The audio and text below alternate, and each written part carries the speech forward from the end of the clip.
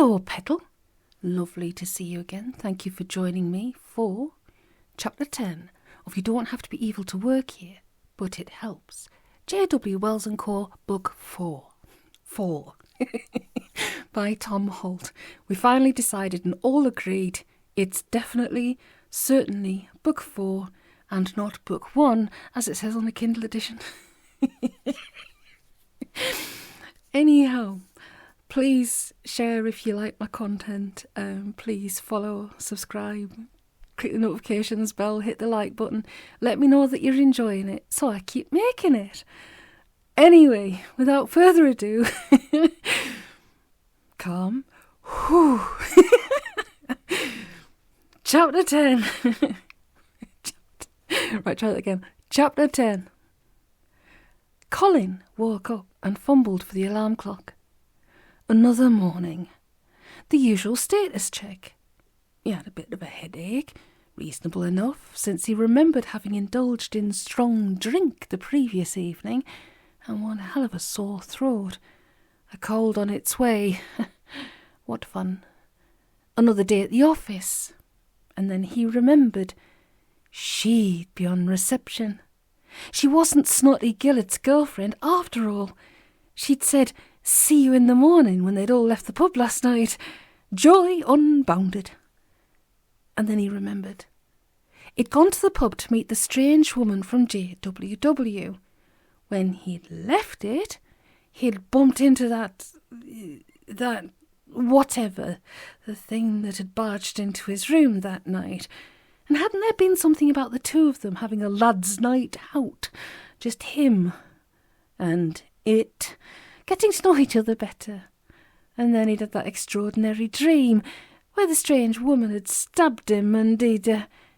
Yes, he remembered. But just before she said, "See you in the morning," she'd given him her phone number. Joy still unbounded, and screw all the weird stuff. Her phone number, which he'd forgotten. Horror! "Morning," she practically sang at him as he stumbled through the door. "Oh, and your dad's been looking for you." "Ah," Colin said.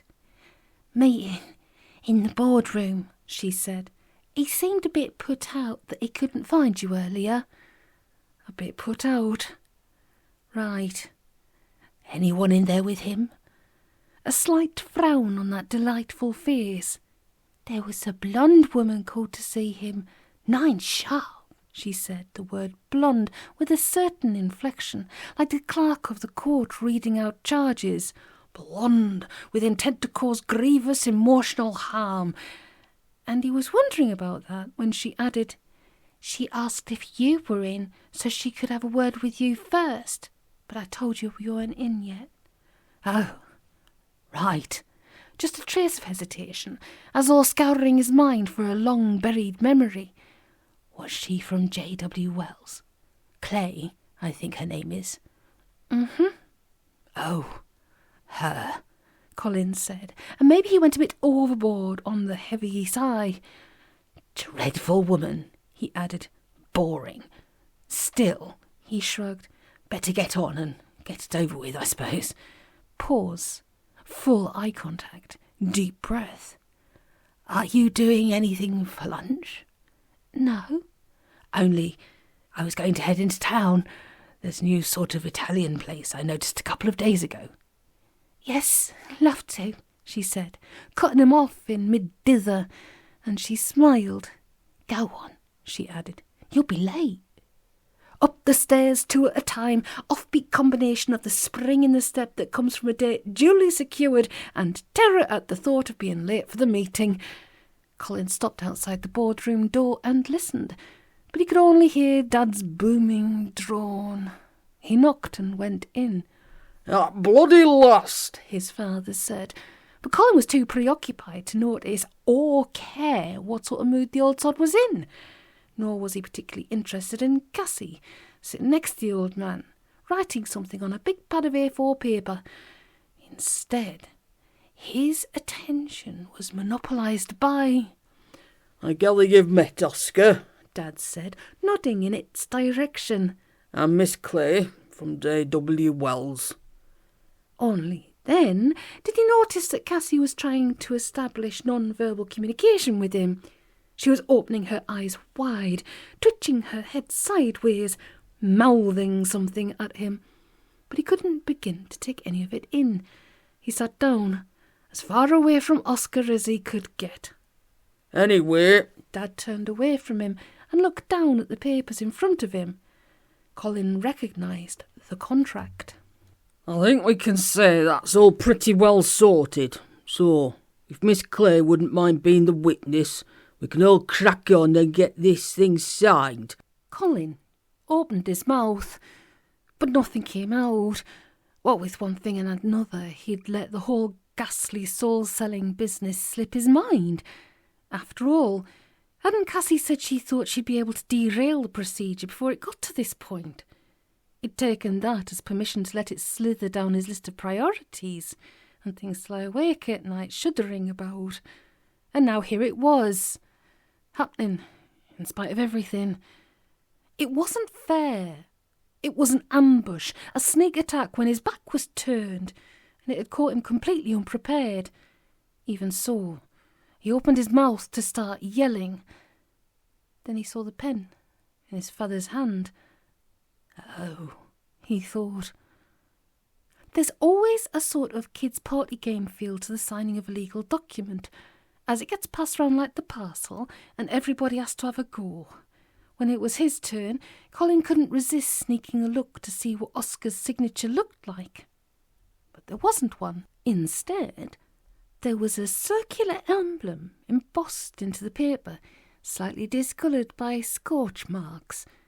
He slid the paper back across the table, and Cassie signed both copies for the third time. Dad took one of them and slid it into the folder open in front of him. Oscar took the other copy, and Colin looked away to avoid seeing what it did with it. Then there was a scraping of chairs on the polished wood floor. Oscar nodded to him as it passed, which made him feel sick. Dad said, "Thanks for coming," to Cassie in a mildly distracted tone of voice. He was going to show Oscar something in the factory, apparently. Cassie, on the other hand, was taking an inordinate length of time packing her papers and pens and whatever into her briefcase. "I need to talk to you," she hissed, as soon as Dad and the thing were safely out of the room. "What?" "We need to talk," she said, "about last night." "What?" Colin shook his head, as though trying to get rid of the turmoil inside his head by sheer centrifugal force. "You promised me," he burst out. "You promised you'd find a way of stopping it." That wasn't what she wanted to talk about. "I did no such thing," she snapped defensively. "I said I'd see if there was anything I could do, but then I found out they'd been talking direct to each other, cutting me out, so—" She shrugged. "I'm sorry." "You're sorry," Colin repeated savagely. "My dad has just sold his soul to that thing, and you're sorry." "Yes." Cassie's forehead tightened into a warning frown. "I'm sorry, all right? Now, can we talk about—" "No!" He stopped. "What do you mean, last night? What's any of that got to do with you?" Her eyes widened, as though he'd just deliberately poured a cup of tea down the front of her blouse. "What's that supposed to mean?" "I mean, stop, think. Well, some stuff happened to me last night, sure, but I don't remember you coming into it. All right, I did have a drink with a really strange woman from your office, Connie something, and then I ran into a couple of old friends in the pub, and then I went home. And yes, I had a bloody funny dream about being stabbed and dying and being reborn as a—" "Yes." "You were in it," he said slowly. "You were in my dreams." "Hallelujah," Cassie said sharply. "Yes, that's right, only it wasn't a dream. I know, because I was there too. I was the racing car, and you were the little dog." My God. For a moment, a sound outside the door snagged Colin's attention. He was afraid it might be his dad coming back, with or without Oscar. But the door didn't open, so he went on. What do you mean? Real? It couldn't have actually happened, for crying out loud. I was a dog. I saw my own funeral. That's not... It's called Funkhausen's Loop, she interrupted briskly. It's a magical technique for investigating conditions like avatar slip and Ustinov's syndrome. Colin groaned aloud. Could you maybe make a special effort and speak English for a change? Ustinov's syndrome? Sorry, Cassie frowned slightly. I forgot. Basically, it's about things to do with time, but not like a time machine or anything. It's breakdowns and anomalies in your own temporal network. In this case, she added, with just a trace of an apologetic simper, reincarnation. Funkhausen's loop means that you can sneak a look at your previous existences to see if there's feedback or bleed through or anything like that. You're doing it again, Colin protested angrily. Bleed through? She closed her eyes and opened them again. He guessed it was her version of counting to 10, where stuff from a previous life seeps through into this one and messes things up, which is what's happening to us, apparently. It was, Colin decided, one hell of a bad time to have a thick head, not to mention savage indigestion and pins and needles in his left leg. Is it? He said. Yes, look, don't you remember? We were people in the Middle Ages, on horseback. You were holding a hawk, and then we were sort of in Jane Austen's time, and now he came to think of it. Yes, and peasants, he interrupted. There was a cow inside the house, he added, which is simply gross. That's right, Cassie sounded relieved. Those were flashbacks from previous incarnations. We knew each other in past lives. In fact, we were... She hesitated. But it never worked out, she went on. Something always screwed us up, but we never knew what it was. Things would be going along just fine, and then suddenly we'd find we couldn't carry on anymore and we'd split up. She was looking at him. You know what that makes us. She had to brace herself to see the next bit. Time-crossed lovers. Oink, Colin thought. You what? Think about it for pity's sake, she snapped. You do know basic reincarnation theory, don't you? No. Cassie made a small noise, a cross between the roar of a Spanish bull and tearing linen. Sorry, she added, but this is so frustrating. Look, there's no time for the whole deal now, so I'm oversimplifying like crazy. You die, okay? Colin frowned. What? Now? No, eyes shut and opened again. You die, and your spirit or soul, or whatever you want to call it, leaves your body and gets put into a new one. Is that what happens then? Colin said in a tiny voice. Yes. Oh. And then, Cassie went on, that body dies, and you move on to the next one, and so on. That's unless you've been really horribly bad, in which case a new host rejects you and... That's where Oscar comes in. Grossly oversimplifying, yes. Sort of. Anyway, so it goes on, and that's basic reincarnation for you. But just occasionally you get unfinished business. That's usually where you had something really important going on in your life, and for some reason it hasn't been sorted out when you die, in which case it carries over into the next one. She paused, searching for the right simile. It's like when you're a kid and you won't eat up your greens, so they're served up to you for every meal until you do eat them, right? Colin shrugged. Anyhow, Cassie continued, that must be what's happening to us, according to Funkhausen. Anyhow, you see, we've got all these lives where the two of us come together, and then for no apparent reason, it all screws up. So the cold greens get carried forward to breakfast, if you see what I mean. And until we finally get our act together... Hold on, Colin protested. Are you suggesting that we should... or because some people in the Middle Ages got their wires crossed? That's sick. He could sense that Cassie's patience was running out faster than the North Sea oil reserves, but he didn't particularly care. I'm not suggesting anything, she said. I'm just explaining. You wanted me to. All right, fine. He shook his head. But now we know what's going on. We can just ignore it. Surely, I mean. He paused as huge surges of embarrassment swept through him like floodwater. I mean, he said, now we know we don't fancy each other, and it's just this sort of hangover from a bunch of dead people. Surely, if we just stay out of each other's way from now on, it'll solve itself. Cassie bit her lip. I don't know, she said. Depends on whether us meeting each other like this was just coincidence and bad luck, or whether the forces acting on us dragged us together in this life, same as they seem to have been doing for generations. If it's the second one, I don't think it's going to be as easy as just making an effort to avoid each other. That sounded ominous. You mean there's someone doing this to us? No, not the way you make it sound.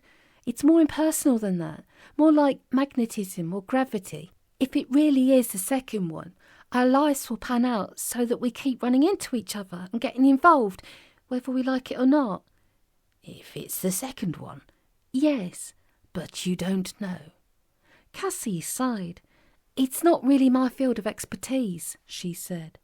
Actually, it's a pretty obscure branch of the profession, partly because it's difficult and vague, mostly because there's not enough money in it to make it worthwhile doing the research. In fact, I can only think of one specialist in this sort of stuff, and that's Professor Van Spee of Leiden. So can you ask him? He's dead. She shook her head. He did publish several articles about it in one of the journals. I could look them up and see if there's anything helpful. Otherwise, she pulled a sad face, I don't think any of the people working at our place would know very much about it. Oh. Colin felt for a moment as though he was swimming through lumpy gravy. He didn't really understand or believe, but neither could he simply dismiss what she'd been saying as drivel and put it out of his mind. He'd seen too much. Trees, Oscar, his own grave, that sort of thing. Then a small but vital point occurred to him, and its advent was like a flood of harsh white light, that in the context of all the other shit that was circling over his head like a flock of vultures, it really wasn't that big a deal. If the weird symptoms they apparently shared were bugging the hell out of Ms. Clay, naturally he felt for her, but not to the extent that he was prepared to do anything about it.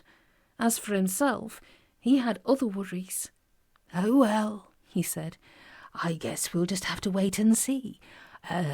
Meanwhile, he added, and his voice took on an edge that surprised him, perhaps you'd like to tell me how we're going to get my dad out of this bloody horrible mess that your stupid firm's got him into. Or had you forgotten about that? Cassie looked at him. I'm sorry, she said, but I don't see there's anything I can do about it. I mean, he knew what he was doing. How can you say that? Colin exploded. He's just sold his soul. Yes, all right. Just a bit shrill there, he noticed. But I explained it to him. We're obliged to do that under the code of practice. That one hit Colin squarely between the eyes. There's a code of practice? Oh, yes. Cassie nodded vigorously. Like in financial services and stuff. It's even got its own British standard. And a kite mark. That's where JWW comes in. Mostly. It's our job to explain the terms and conditions to the consumer, and then we certify that we've done it, and that complies with the code of practice. So you can see, surely, there's not a lot I could have done. I'm sorry, she added, and Colin got the impression that maybe she was. A little bit. That, however, was cold comfort. Well, sod that, he said. All right, so he's made the contract. How do you go about cancelling it? You can't, she said. I mean, not without the purchaser's agreement, and really, I don't see him going along with it. I mean, why should they? Colin took a deep breath. What if, he said, I let them have me instead? That surprised her all right. What? What if I took his place? Colin paused to listen to what he'd just said. He couldn't remember having the decision to see it. It came out because it had to, because he had no choice. His father, after all. Look at it from their point of view, he went on. I mean, Dad, well, he's no angel, right? In fact, he's been a right bastard ever since I can remember. I don't think he's ever actually killed anybody or stuff like that. But he said it himself. If there really is an afterlife and a very bad place where you go if you've been a scumbag, then it's a pretty safe bet that where he's been heading is there all along. In which case, he went on, from their point of view, it's a very bad deal.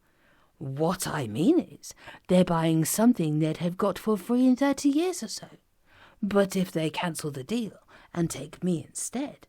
He shrugged his shoulders hopelessly. Not that I'm a saint or anything, but the sort of life I've led, I never even had the opportunity to do anything evil or bad. I must be a much better bargain, surely. Cassie was looking at him. Are you serious? She said. Come on, use your brain. By your own admission, no offence, but sooner or later, one way or the other, your father's going to end up...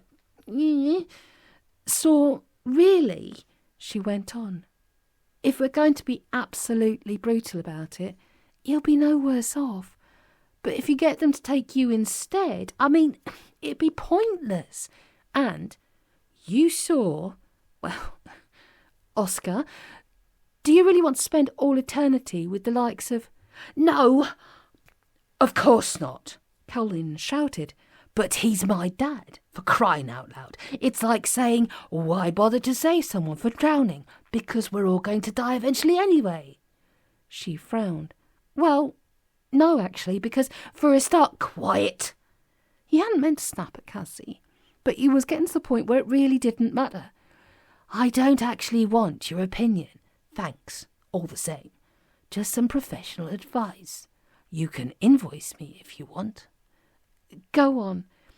All I want to know is, he said in a flat voice, can you go back and put it to them? See if they'd be interested. And if so, make the necessary arrangements, paperwork and stuff. That's all. Will you do that? It was quite a long time, relatively speaking, before Cassie answered. Yes, she said. Thank you. Provided, she was looking at him again, provided you'll help me with this other thing, the reincarnation stuff. What? Oh, that. Colin made a slightly contemptuous gesture. If you insist. Right then. She snapped the lid of her briefcase shut. I'll see what I can do. No promises, of course, but I will do my best. That's all I can offer. That's fine. He could feel himself wilting, like a microwaved violet. I'd really appreciate it. I think you're stupid, she added. I'm probably mad, but it's not up to me to pass judgment. I'm professional. Fine. All right then. She moved toward the door. I'll be in touch. Good. I'll, look forward to hearing from you. OK. I'll see myself out. I know the way. When she'd gone, he sat down in a chair, feeling filleted and rather sick. He wondered if he'd made the offer because he didn't really believe in any of it, so naturally it didn't matter. That'd be good, if it was true. But it wasn't. Instead, he realised, he'd just performed an act of mindless, pointless, gormless heroism, a bit like running back into a burning house to save a cockroach. An image of Oscar formed in his mind, and he squirmed. A truly noble and altruistic act. But there had been no medal. No headlines in the local rag about "Have a go hero Colin Hollinghead." Instead, and this really did make him wince, there they'd be, the three of them, in perpetuity. Himself, Dad, and Oscar. Together forever, like it says on kids' t-shirts. Talk about bloody stupid. The door opened, and it was at least 2 seconds before he realised who'd come in. I thought we were having lunch, she said. Christ, he thought. I'd forgotten. Then he realised it wasn't quite as important as it had been an hour or so earlier. Sorry, he said. Actually, I was wondering, do you think we could possibly give it a miss for today? Only I've got a bit of a headache and... She was looking at him. That made two young women looking at him on the same day. It's all right, she said, in a voice that suggested that it bloody well wasn't. You don't need to make up any excuses. Sorry, I heard you, she said, tight-lipped with anger. I was just passing the door earlier and I heard you talking to her. That bitch, she amplified, for the avoidance of any doubt. What? You... Oh, you mean Ms... She said, we need to talk about last night. I heard her. You must think I'm really, really stupid. Oh, for crying out loud, Colin thought. Look, it wasn't anything like... And then I went back downstairs to have a bloody good cry, she went on. And then I thought, maybe I got the wrong end of the stick. I'll go back up and see if they're still there. So I came back and I heard you. You were in my dreams, you said. You bastard, she added. So don't you give me any bullshit about a headache, because... It wasn't like that, he said, and even while he was saying it, he could feel the fuel gauge of his emotional reserve dipping into the red. An hour or so can make all the difference. Not so very long ago, nothing could have mattered more than putting things right with the only girl in the world for him. Now, though, he was too worn out to care. Nevertheless, she's just someone I have to work with, he said. That stuff you heard, it's completely out of context. I couldn't give a stuff about her. All right. Liar! And he thought, yes, I do love this stupid woman, very much indeed. On the other hand, life's too short, very much too short. Suit yourself, he said wearily. If you don't believe me, that's your choice. Great pity, but there it is. There was some small consolation in seeing on someone else's face the sort of shocked bewilderment he'd been feeling ever since he joined the meeting. Right, she said, and slammed the door behind her. Colin sat down again and tried not to laugh. Comical. What had the clear female been saying about time-crossed lovers? Nothing like the prospect of eternal damnation to take the sting out of a tiff with a girl. In fact, looked at from that perspective, it was a universal panacea for all possible ills. So he was a born loser with no love life and lousy career prospects. But he was going to hell forever, so who cared?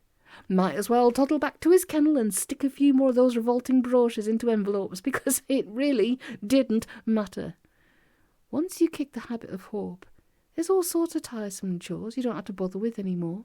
It's as good as a doctor's note, or a letter from your mum saying you're to be let off PE for the day. It was enough to make a man next best thing to cheerful. So, Mr. Shumway, said the fierce behind the desk, what do you see yourself doing in 5 years' time? Benny looked at him through his bulletproof thick glasses and said, Exactly 5 years from now? He asked. Yes. Right, Benny replied. Just bear with me a second. He put a hand to the side pocket of his jacket and produced something the size and shape of an orange, wrapped in a spotlessly clean handkerchief. Thought you might ask me that, so I borrowed this from a pal of mine. At the bank, he added, whisking away the hanky to reveal a clear glass globe. As he did so, something flat and shiny tumbled out of the folds and fell onto the desk. But Benny appeared not to have noticed. So, he went on, glancing at his watch, it's 2:15 on Wednesday. The glass ball started to glow. Then its interior went milky. Benny nodded in satisfaction and put it down in the middle of the desk. Reception can be a bit tricky sometimes this side of the divide, he said, but this is the Zone 2 model.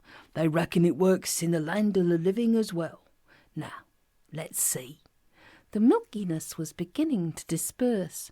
Look, there's me, Benny said brightly, pointing to a small figure in the centre of the globe. And he paused, with a grin slowly spreading across his face. And just look what I'm doing, he said.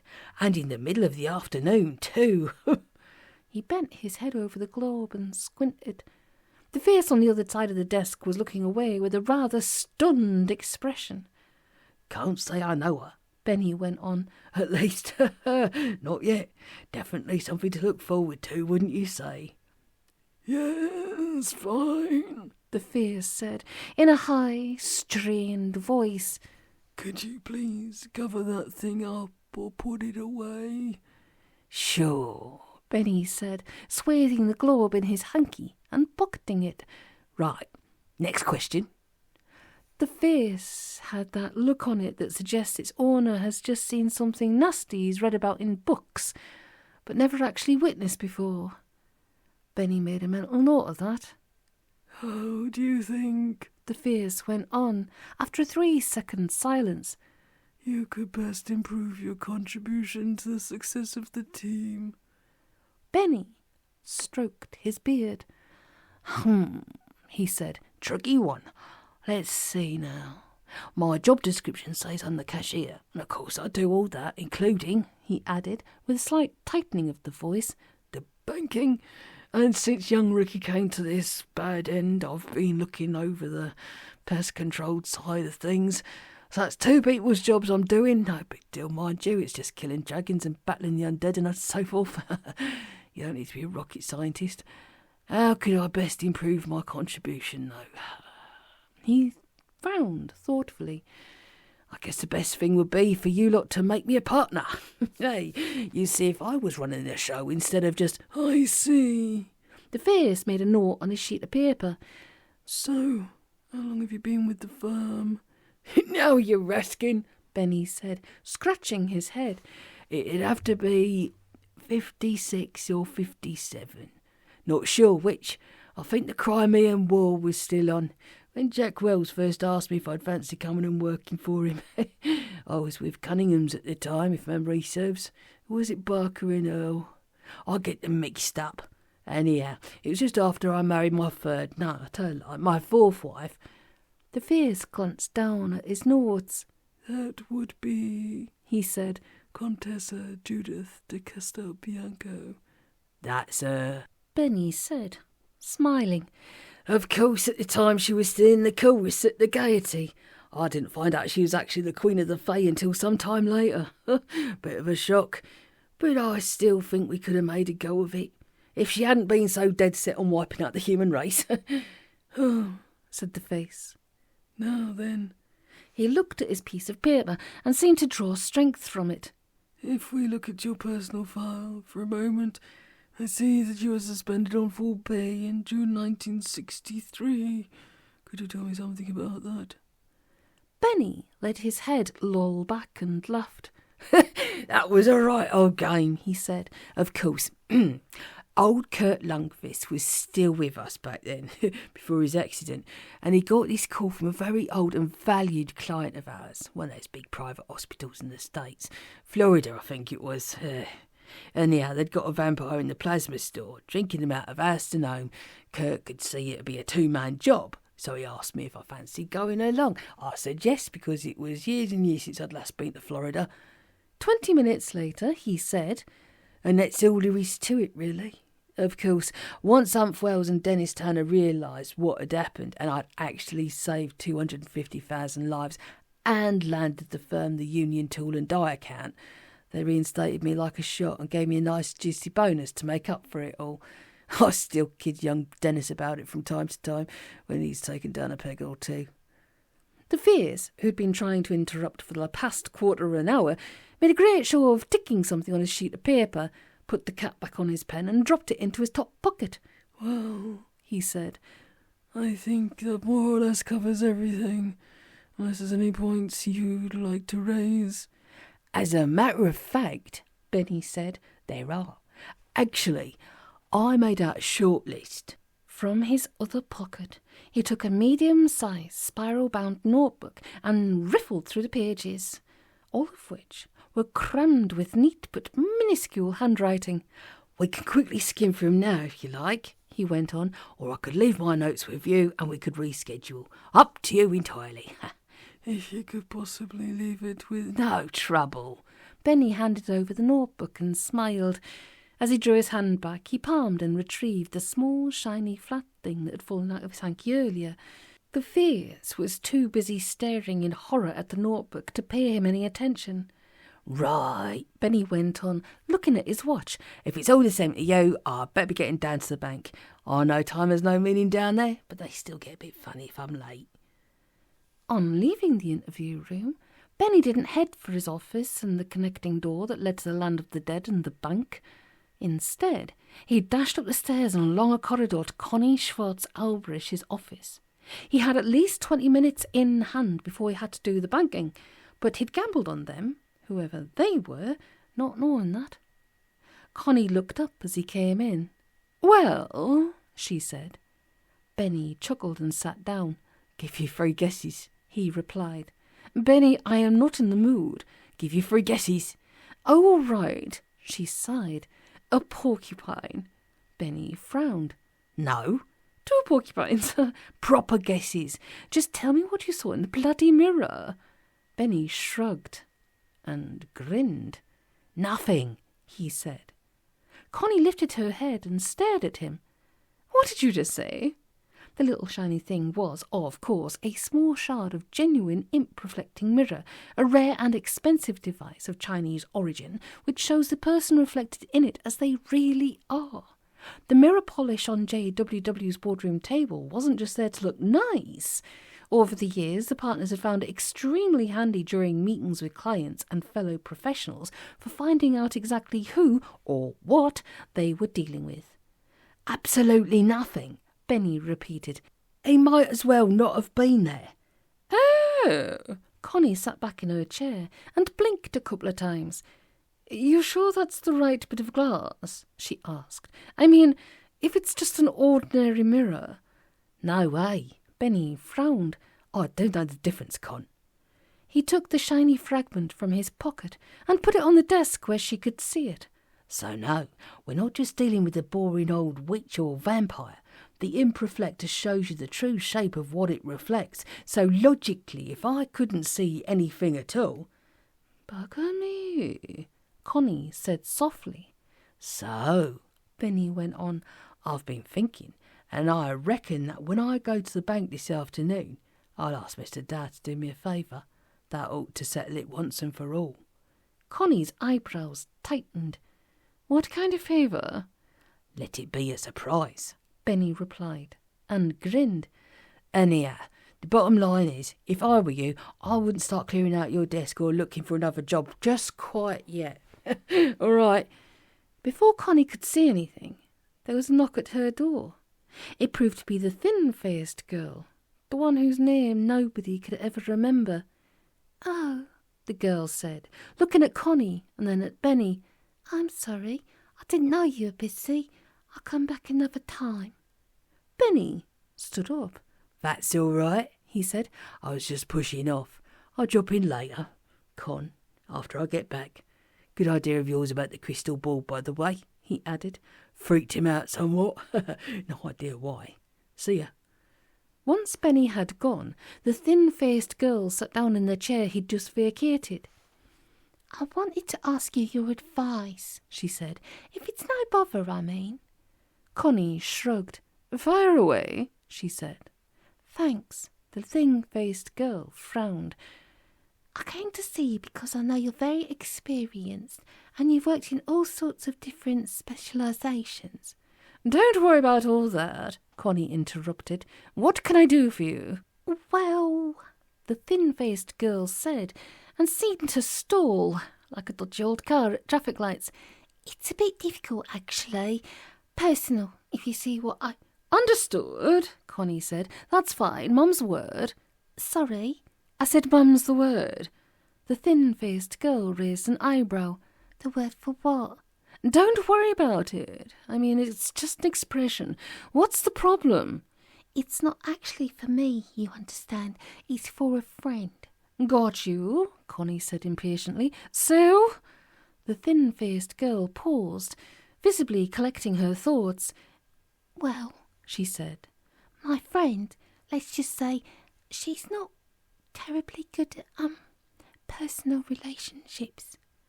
Connie's heart sank like an overinsured freighter, but she nodded briskly and said, "I see, go on." "She has trouble, relating to people," the thin-faced girl said, "especially in, let's say, a romantic context." "All right, and?" "She was wondering," the thin-faced girl hesitated, "do you happen to know if www makes such a thing as a love filter?" "Here we go," Connie thought. It was the inevitable newbie question, and answering it was very boring when he'd already answered it 500 times. "Yes," she said, and as she said it, a little annoying Microsoft paperclip appeared in the margin of her mind. "Yes, it's the best in the business, though we do say so ourselves, but," she went on, as the virtual paperclip dropped down into a memo, "surely they had love filters at, where was it you said you worked before you came here?" "UMG, the thin-faced girl said, "and before that I was at Mortimer's." "Well," Connie said, "I know for a fact that Mortimer's make one, our main competitor in that sector."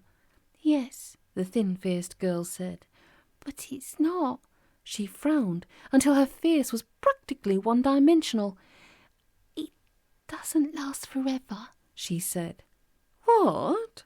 Connie thought for a moment. "Oh, I get you. Yes, there's an antidote to the Mortimer's filter. Actually, it's one of their selling points, that you can reverse the effects if you change your mind or something, just as we make a big deal out of the fact that there's no antidote to ours." The girl was looking at Connie with little sharp laser eyes. "Really?" "Well, there's death," Connie said, a bit rattled, "till death do us part, and all that. Otherwise, no. Drink the JWW filter, and it's forever. I used to know all of the gory details. Something about a resequenced agapotropic enzyme." "Forever," the thin-faced girl said. "I see. Thanks. You've been very helpful." She got up to leave. Red alert klaxons started blaring in Connie's mind. "Just a second," she said. "This friend of yours—" "Yes?" "Look, take it from me, they really aren't worth it. Men, I mean. You've spent half your life trying to nab one, and the other half asking yourself how you could have been so bloody stupid. You know, fish and bicycles." She tailed off. The thin-faced girl was staring at her. "Well," the thin-faced girl said, "she's not a friend exactly. Thanks. Bye." She closed the door behind her. Connie hesitated for a longish moment, about a fifth of a second, before jumping out of her chair, running to the door and yanking it open. But the corridor was empty, 50 yards in either direction. "Oh, well, what's going on with the thin-faced girl? Do you know, that's really difficult to say. The efforts I go to make these audiobooks, I can't even tell you. But still, it's always good fun. It's always good fun. So, okay, if you like what I'm doing, I know I keep going on about this, but it really, really does help, and it lets me know that you want me to keep doing this. So if you could just dink the like button, or hit the notifications bell, or give me a follow, or give it a share. Leave a comment. I love it when you leave comments. Oh, it makes my day. It's been a really good day today. It's been a really, really good day today. I hope your day has been going well, and I look forward to bringing you the next chapter, chapter 11, in a couple of days' time. That'll be the 1st of February. Oh my goodness, it'll be a new month. So it will be chapter 11 of You Don't Have to Work Here. You don't have to be able to work here, but it helps, and all things are getting exciting. So stay safe, steady away, pedal, and take it easy. See you in a couple of days.